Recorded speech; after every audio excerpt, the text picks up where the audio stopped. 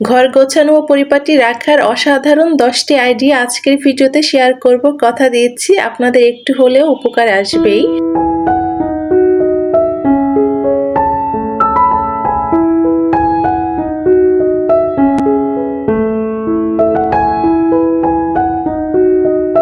আসসালামু আলাইকুম, কেমন আছেন সবাই? আমি ফারিয়া আছি আপনাদের সাথে Faris family blog YouTube channel থেকে।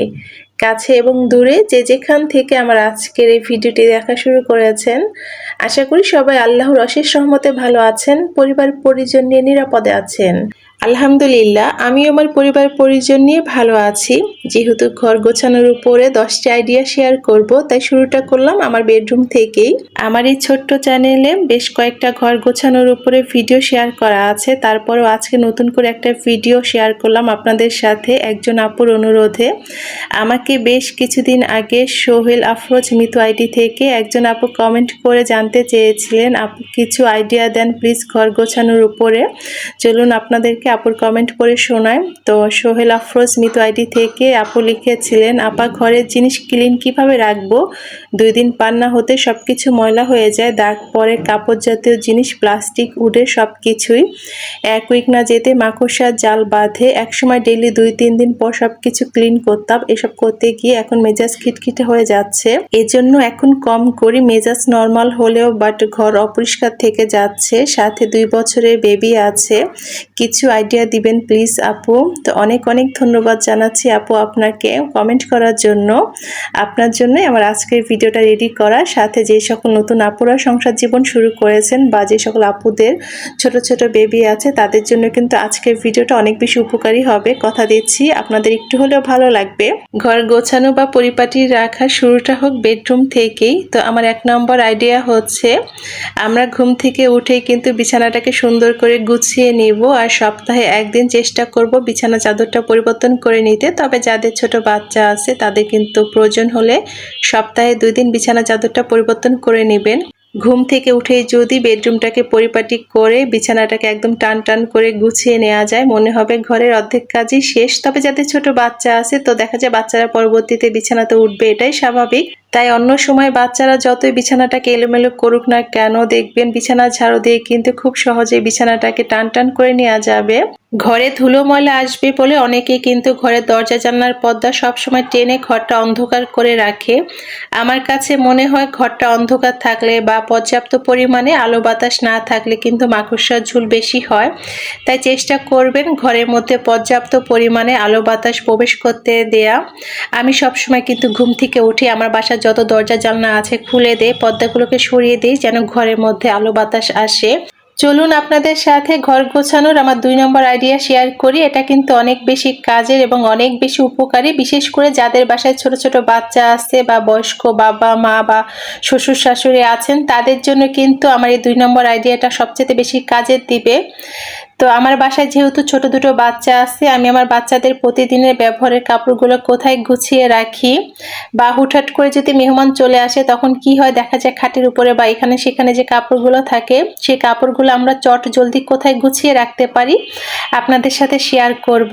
তো আমার বেডরুমে বড় একটা ঝুড়ি আছে, এই ধরনের ঝুড়ি কিন্তু আমার বাসায় দুটো আছে। একটাতে হচ্ছে আমি ময়লা কাপড় রাখি।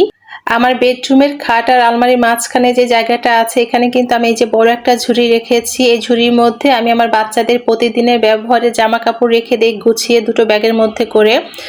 তো আমার আপসির জন্য এখানে 2টো ব্যাগের মধ্যে একটার মধ্যে গেঞ্জি আর আরেকটার মধ্যে প্যান্ট রেখেছি, আর নিচে যে আরেকটা ব্যাগ দেখতে পাচ্ছেন সেটার মধ্যে আমি আমার ছোট্ট ছানা সব জামা কাপড়গুলো গুছিয়ে রেখেছি। ছোট বাচ্চাদের কাপড় চোপড় কিন্তু বেশি লাগে, তো হুটহাট করে কিন্তু দেখা যায় এটা সেটা লাগে, তখন কিন্তু আমি বিছানায় বসে আমার বাচ্চাদের কাপড়গুলো নিতে পারি। এছাড়া কিন্তু বাচ্চারা নিজেরাও কিন্তু এই ঝুড়ি থেকে কাপড় বের করে নিতে পারে। এই ধরনের একটা ঝুড়ি যদি আমরা আমাদের বাসাতে রাখি, হুটহাট করে মেহমান চলে আসলো, দেখবেন এলোমেলো কাপড়গুলো আমরা ঝটপট ঝুড়ির মধ্যে রেখে দিতে পারি। এছাড়া আমাদের বাসার বয়স্ক বাবা মা বা শ্বশুর শাশুড়ি যারা আছেন, তাদের প্রতিদিনের ব্যবহারের কাপড়গুলো কিন্তু আমরা সুন্দর ভাঁজ করে ঝুড়িতে রেখে দিতে পারি। তো অনেক সময় দেখা যায় আলমারি বা ওয়ার্ড্রোব থেকে বের করতে তাদের কষ্ট হয়ে যায়, তো ঝুড়ি থেকে কিন্তু খুব সহজেই তারা বের করে নিতে পারেন। আশা করি আমার আজকে 2 নম্বর আইডিয়াটা বা টিপসটি আপনাদের ভালো লেগেছে। চলুন আপনাদের সাথে আমার 3 নম্বর টিপস শেয়ার করি। প্রতিদিনই যদি আমরা আমাদের ঘরের ফার্নিচারে ধুলোময়লা পরিষ্কার করতে যাই তাহলে কিন্তু অনেকটাই কষ্ট হয়ে যায়, বিশেষ করে ছোট বাচ্চা সামলে বা যাদের বাসায় বাবা মা বা শ্বশুর শাশুড়ি থাকেন, তো সব কাজ সামলে কিন্তু ঘরের সব ফার্নিচার পরিষ্কার করা অনেক কষ্ট। তাই আমরা যদি আগে থেকে চিন্তা করি সপ্তাহে 7 দিনের কোন দিন আমরা ঘরের বিশেষ বিশেষ ফার্নিচারগুলো পরিষ্কার করব, তাহলে কিন্তু কাজ অনেকটাই সহজ হয়ে যায়। সপ্তাহে 7 দিনের মধ্যে একদিন আমি আমার বাসার বিশেষ কিছু ফার্নিচার পরিষ্কার করি, যেগুলো কিন্তু একদিন পরিষ্কার করলে হয়ে যায় সপ্তাহে। যেমন আমার বাসার যত ওয়ালমেট থাকে বা টিভি ফ্রিজ থেকে শুরু করে ওভেন বা যে আমার ড্রয়িং রুমে যে মিররটা আছে, এটা কিন্তু আমি সপ্তাহে একদিনই গ্লাস ক্লিনার দিয়ে ভালো মতো পরিষ্কার করে নেই। একটু বুদ্ধি আর ধৈর্য নিয়ে যদি আমরা আমাদের ঘরের কাজগুলো করি তাহলে কিন্তু ঘরটা সবসময় গোছানো থাকবে। আমার গত দিনের ভিডিওতে টুনাটুনির আইডি থেকে আপুটা এত ভালোবেসে যত্ন করে একটা কমেন্ট করেছেন, না পড়লেই নয়। আপুটা লিখেছিলেন, আসসালামু আলাইকুম আপু, কেমন আছো? আপু লাইক ডান। প্রথমে মাছ ভিজিয়ে নিলে, এবার বিছানা গুছিয়ে নিলে, সব কিছু মুছে নিলে, কাপড় মেশিনে দিলে, আমের আচার রিফিল করলে, বাবাটাকে রেডি করে স্কুলে পাঠিয়ে দিলে, মাছ পরিষ্কার করে নিলে, সবজি কেটে নিলে, ছোট মাছের চচ্চড়ি রান্না করলে। আপু তোমার রেসিপি ভালো লাগলো। আপু আমাদের বাসায় ঝিনাইদহ, তোমাদের ফরিদপুর থেকে বেশি দূরে না। আপু ছোট মাছের চচ্চড়িটা সুন্দর হয়েছে। আপু সবসময় সবার ভিডিও ফুল ওয়াচ করে দেখি। যাই হোক আপু, তোমার ভিডিও আমার অনেক ভালো লাগে। আপু একদিন পারলে আমার কমেন্ট পড়ো, তাহলে অনেক খুশি হব। আপু আমিও তোমার ভিডিও দেখে অনেক কাজ শিখি। আপু তোমার জন্য অনেক অনেক দোয়ার ভালোবাসা রইল। লাভ ইউ আপু। ওয়ালাইকুম আসসালাম আপু, অনেক অনেক ধন্যবাদ জানাচ্ছি আপু তোমাকে এত সুন্দর করে ধৈর্য নিয়ে এত বড় করে কমেন্ট করার জন্য। আপু তোমার জন্য অনেক অনেক দোয়ার ভালোবাসা রইল। তুমিও ভালো থেকো আপু। ঘর গোছানো বা পরিপাটি রাখার ক্ষেত্রে আমার পরবর্তী আইডিয়া হচ্ছে, আমার যেহেতু মেন দরজা দিয়ে ঢুকতে ড্রয়িং এবং ডাইনিং রুম, আমি সবসময় চেষ্টা করি ড্রয়িং এবং ডাইনিং পরিপাটি করে রাখতে, গুছিয়ে রাখতে। ছোট বাচ্চা থাকলে তো এলোমেলো করবেই, তবে যদি সাথে সাথে কাজটা গুছিয়ে নেওয়া যায় তাহলে কিন্তু দেখবেন সবসময় ঘরটা পরিপাটিই থাকবে। বিশেষ করে ড্রয়িং রুমটা, আমার যেহেতু ছোট বাচ্চা, তো দেখা যায় ওরা সোফার কুশনটা এদিক সেদিক ফেলে দেয়, মাঝে মধ্যে নিচে ফেলে দেয়, মানে ফ্লোরে, তখন কিন্তু আমি সাথে সাথে এটা তুলে গুছিয়ে রাখি। আর সোফার উপরে যদি কুশনটা গোছানো থাকে তাহলে কিন্তু দেখবেন ড্রয়িং রুমটাও বেশ গোছানো লাগে দেখতে। চলুন আপনাদের সাথে আমার পরবর্তী টিপস শেয়ার করি। যাদের বাসায় অনেক বেশি ঝুল হয় তারা কিন্তু চাইলে এই যে ঘর ঝাড়ু দেওয়ার সাথে সাথে ঝুলটা ছেড়ে নিতে পারেন। তা আমরা যদি আমাদের প্রতিদিনের ঘর ঝাড়ু দেওয়ার সময় বাসায় যত ঝুল থাকে তো সেই ঝুলগুলো পরিষ্কার করে নিই, তাহলে কিন্তু দেখবেন বাসায় কোনোভাবে ঝুল জমবে না। প্রতিদিনের একটু একটু করে ঝুল পরিষ্কার করাতে কিন্তু দেখবেন কখনোই আমাদের প্রত্যেকটা রুমে কখনোই বেশি ঝুল জমবে না। আমি কিন্তু সবসময় চেষ্টা করি, এমনকি রাতেও যদি আমার চোখে ঝুল পড়ে আমি সাথে সাথে ঝুলটা পরিষ্কার করে নেই।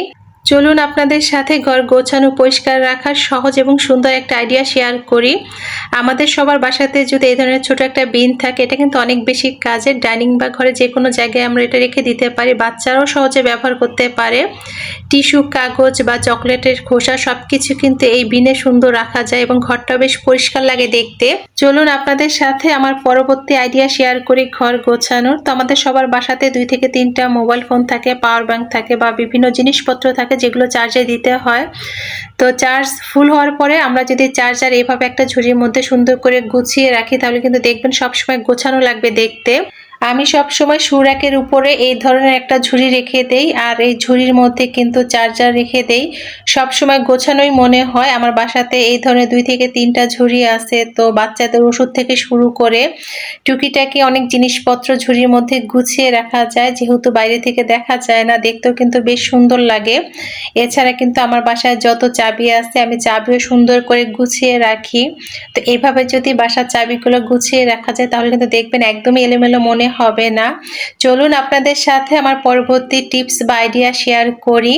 আমরা আমাদের বাসার দরজার পিছনে এই ধরনের হ্যাঙ্গার লাগাতে পারি। এটা কিন্তু অনেক বেশি কাজের, যেহেতু দরজার পিছনে থাকে দেখা যায় না। প্রতিদিনের ব্যবহারে কিছু জিনিসপত্র আমরা এখানে গুছিয়ে রাখতে পারি। আমি হ্যাঙ্গারে আমার বাসার যত ছাতা সুন্দর করে ঝুলিয়ে রেখেছি, সাথে একটা ব্যাগ রেখেছি। এই ব্যাগটা দেখা যায় আপসিকে যখন স্কুল থেকে আনতে যাই বা স্কুলে দিয়ে আসি তখন কিন্তু অনেক বেশি কাজে লাগে। তো স্কুল গোয়িং মায়েদের দেখা যায় একটা ব্যাগ লাগে, তো সেই ব্যাগটা যদি আমরা দরজার পিছনে এইভাবে ঝুলিয়ে রাখি তাহলে দেখবেন হুটহাট করে নিয়ে বের হওয়া যায়। চলুন আপনাদের সাথে আমার পরবর্তী আইডিয়া শেয়ার করি। আমাদের বাসার ছোট্ট সোনামণিরা সব খেলনা দিয়ে খেলবে, সাথে কিন্তু আমাদের ঘরটাও সুন্দর গোছানো থাকবে। অনেক মায়েরা কিন্তু বাচ্চাদেরকে বেশি খেলনা দিতে চান না, যে ঘরটা এলোমেলো করে রাখবে, তবে আমি কিন্তু আমার বাচ্চাদেরকে সব খেলনা দিই। ওরা কিন্তু সুন্দর, দেখতে পাচ্ছেন সব খেলনা নিয়ে খেলে, সাথে কিন্তু বাচ্চারা সুন্দর করে গুছিয়ে রাখে। তো খেলনা রাখার জন্য যদি এই ধরনের একটা ঝুড়ি থাকে তাহলে কিন্তু দেখবেন বাচ্চারা নিজেরাই খেলা শেষ করে সুন্দর করে সব খেলনা বা সুন্দর নিজেরাই গুছিয়ে রাখতে পারবে। তো যাদের বাসায় ছোট বাচ্চা আছে তারা কিন্তু বাচ্চাদের খেলনা রাখার জন্য এই ধরনের একটা বড় ঝুড়ি কিনে দিতে পারেন। সব খেলনা ওরা সুন্দর গুছিয়ে রাখবে, দেখবেন খেলনা গোছানো নিয়ে আপনাদেরকে টেনশন করতে হবে না। বাচ্চারাই খেলবে, আবার বাচ্চারাই সুন্দর খেলনা গুছিয়ে রাখবে। আশা করি আমার আজকের এই টিপসটা ছোট বাচ্চার মায়েদের কাছে ভালো লাগবে। চলুন আপনাদের সাথে আমার সর্বশেষ 10 নম্বর আইডিয়া শেয়ার করি ঘর গোছানো বা পরিষ্কার রাখার জন্য। আমি সবসময় গোসলে যাওয়ার আগে কিন্তু আমার ডাইনিংয়ে যে বেসিনটা থাকে সেটা সুন্দর করে একটু পরিষ্কার করে নেই। তো প্রতিদিন যদি আমরা পরিষ্কার করি তাহলে কিন্তু দেখবেন ময়লাটা বসে যাবে না, ডাইনিংয়ের বেসিনটা সবসময় পরিষ্কার লাগবে দেখতে। সাথে আমার ভিডিওর এই পর্যায়ে এসে আপনাদেরকে একবার স্মরণ করে দিতে চাই, আমার ভিডিওটি যারা দেখা শুরু করেছেন এখনও আমার সাথে আছেন, প্লিজ একটা লাইক দিবেন যদি আমার ভিডিওর কোনো অংশ আপনাদের কাছে একটু হলেও ভালো লাগে। আর যারা প্রথম আজকে আমার ভিডিও দেখছেন আমার এই ছোট্ট চ্যানেলে নতুন, চাইলে কিন্তু আমার ছোট্ট চ্যানেলটি সাবস্ক্রাইব করে পাশে থাকতে পারেন। তো আমি তো জানি না কে কে এখন আমার সাথে আছেন, তো আপনাদের কাছে আমার বিশেষ অনুরোধ থাকবে প্লিজ আমার ভিডিওটি টেনে টেনে দেখবেন না। একটা টিপস বা আইডিয়া দেওয়ার ভিডিও রেডি করতে অনেকটাই কষ্ট করি, তো আপনাদের কাছে আমার অনুরোধ থাকবে আমাকে একটু সময় দিয়ে যাবেন প্লিজ। তো আমার গত ভিডিওতে এনকে পান্না আইডি থেকে একজন আপু কমেন্ট করেছিলেন আদার রস 1 চা চামচ, মধু 1 চা চামচ, লেবুর রস 1 চা চামচ মিক্সড করে খাবেন, অনেক উপকার পাবেন ইনশাল্লাহ। সাথে তুলসী পাতা বা বাসক পাতা অ্যাড করতে পারলে আরও ভালো হবে। এটা বাচ্চাদেরও দিতে পারেন আপু, তবে পরিমাণে কম। আমি যেহেতু আপনাদের সাথে শেয়ার করেছিলাম আমার অনেক বেশি ঠান্ডা লেগেছিল, যার জন্য কিন্তু আপু আমাকে এই রেসিপিটা দিয়েছেন। অনেক অনেক ধন্যবাদ জানাচ্ছি আপু আপনাকে এত সুন্দর করে আমাকে পরামর্শ দেওয়ার জন্য। আপনার জন্য অনেক দোয়া রইল আপু। তো দেখতে পাচ্ছেন আমি গোসলের আগে কিন্তু বেসিনটা সুন্দর করে পরিষ্কার করে নিয়েছি। এভাবে যদি প্রতিদিন গোসলের আগে আমরা বেসিনটা একটু পরিষ্কার করে নিই তাহলে কিন্তু বেসিন সব সময় পরিষ্কার থাকবে। তো আমি এখানে হারপিক দিয়ে বেসিনটা সুন্দর করে পরিষ্কার করে নিয়েছি।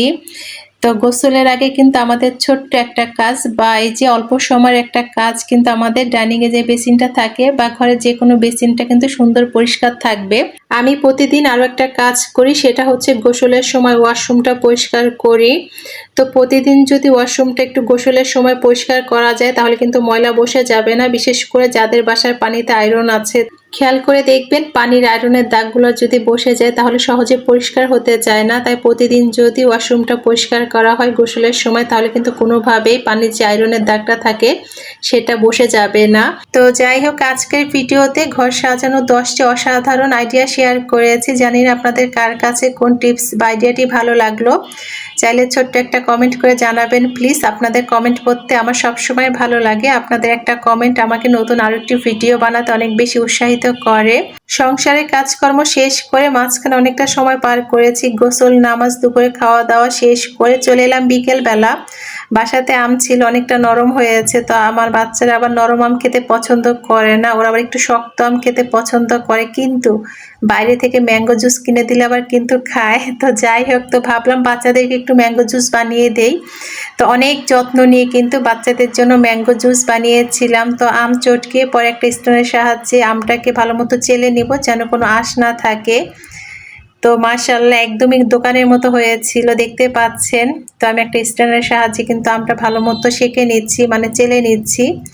তো নিচে ম্যাঙ্গো জুস থাকবে আর উপরে কিন্তু দেখতে পাচ্ছেন আঁশগুলো সুন্দর থেকে যাবে। এভাবে কিন্তু আমরা বাসায় বাচ্চাদেরকে ম্যাঙ্গো জুস বানিয়ে দিতে পারি, একদমই দোকানের মতো হবে। আমি সামান্য একটু চিনি অ্যাড করেছিলাম যেহেতু আমটা কম মিষ্টি ছিল। আর দেখতে পাচ্ছেন কতটা সুন্দর হয়েছে। তো আমি এখানে 2 গ্লাস ম্যাঙ্গো জুস রেডি করেছি। কি আর বলবো, দুঃখের কথা, বাচ্চারা কিন্তু একটুও খেলো না জানেন।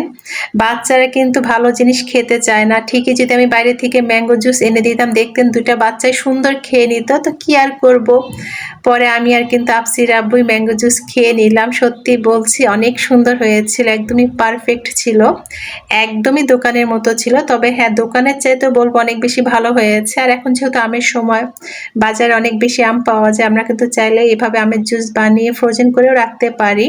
তো জানি না কে কে এখন আমার সাথে আছেন, আমার কথাগুলো শুনে যাচ্ছেন অনেক ধৈর্য বা ভালোবাসা নিয়ে। এতক্ষণ কষ্ট করে আমার পুরো ভিডিও জুড়ে থাকার জন্য সবাইকে অনেক ধন্যবাদ জানাচ্ছি। নতুন দিনে নতুন আরেকটি ব্লগ ভিডিও নিয়ে আপনাদের মাঝে হাজির হব। সেই পর্যন্ত সবাই পরিবারের পরিজন নিয়ে ভালো থাকবেন, নিরাপদে থাকবেন। আল্লাহ হাফেজ, আসসালামু আলাইকুম।